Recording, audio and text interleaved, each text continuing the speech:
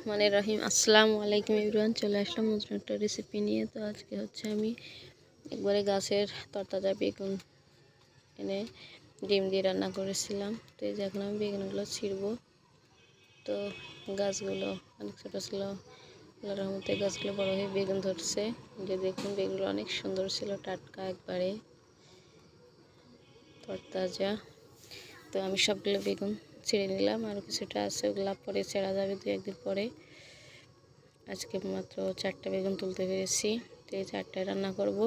তো এই যে দেখুন এখন হচ্ছে কেটে নেব আলু আর হচ্ছে বেগুন। তো আলু আর বেগুন দিয়ে আমি ডিম দিয়ে রান্না করব। তো এখানে বেগুনগুলো কেটে নিয়েছি আর আলু কেটে নিয়েছি এভাবে। এখন হচ্ছে আমি পেঁয়াজ, রসুন আর কাঁচামরিচ এগুলা বেটে নেব পাটায়, আর এর সঙ্গে বেটে নেব জিরা। তো সব কিছু একসঙ্গে বেটে নিব। আর তরকারিগুলো ধুয়ে নিয়েছি, এখানে আলুগুলো ধুয়ে আলাদা করে রেখেছি। এখন কড়াই দিয়ে দিয়েছি চুলার উপর। তো এখানে পরিমাণ মতো তেল দিয়ে দিলাম, সাদা তেল। এখন বাটা মশলাটা দিয়ে দিচ্ছি, দিয়ে আমি এটা ভালো করে হালকা নেড়ে ভেজে নেব। তো ভিউয়ার্স, দয়া করে সম্পূর্ণ ভিডিওটি দেখবেন, আর নতুন হলে অবশ্যই সাবস্ক্রাইব করে কমিউনিটিতে একটা লেটার দিয়ে যাবেন। আমি ব্যাক করে দেবো ইনশাল্লাহ। আর সবাই সাবস্ক্রাইব করলে সবার ভিডিও দেখবেন অবশ্যই। তো এখানে আমি স্বাদ অনুযায়ী লবণ দিয়ে দিলাম, আর এখন দিয়ে দেব হলুদ গুঁড়ো, আর হচ্ছে ধনিয়ার গুঁড়া, আর হচ্ছে সামান্য পরিমাণে লাল মরিচের গুঁড়া দিয়ে দিব। তো এটা দিয়ে আমি আবারও সব কিছু নেড়েচেড়ে মিশিয়ে অল্প পানি দিয়ে কষিয়ে নেব মশলাটা। তো মাটি চুলায় রান্না করতেছি। তো রান্নাটা অনেক স্বাদ হয়েছিল, আর হচ্ছে আমার ক্যামেরার কারণে কালারটা সুন্দর দেখায় না। তো এখন আমি আলুগুলো দিয়ে দিলাম।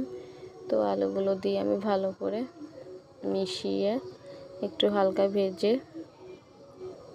অল্প পরিমাণে পানি দিয়ে দেব মশলাটা আলুটা কষিয়ে নেওয়ার জন্য। এদিকে আলুটা কষাতে হবে এবং সেদ্ধ করতে হবে।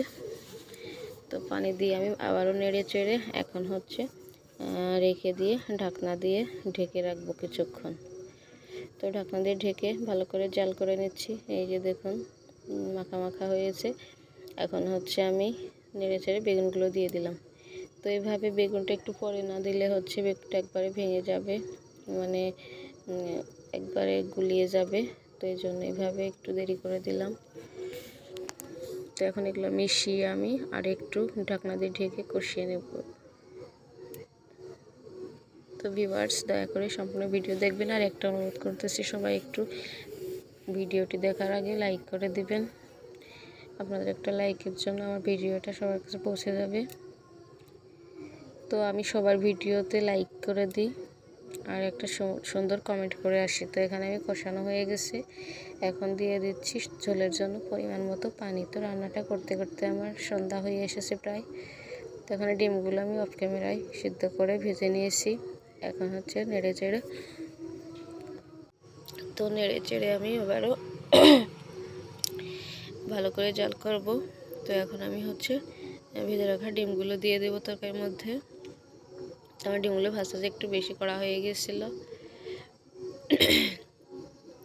তো আমি এখন আবারও নেড়ে জাল করে নিচ্ছি কিছুক্ষণ। তো আপনারা দয়া করে সম্পূর্ণ ভিডিওটি দেখে একটা সুন্দর কমেন্ট ও লাইক করে যাবেন। আর যারা নতুন অবশ্যই চ্যানেলটা সাবস্ক্রাইব করে যাবেন। আর সবাই যদি একসঙ্গে সবার পাশে থাকি, তাহলে ইনশাল্লাহ সবাই একসঙ্গে এগিয়ে যেতে পারবো। তো রাত হয়ে গেছে করতে করতে।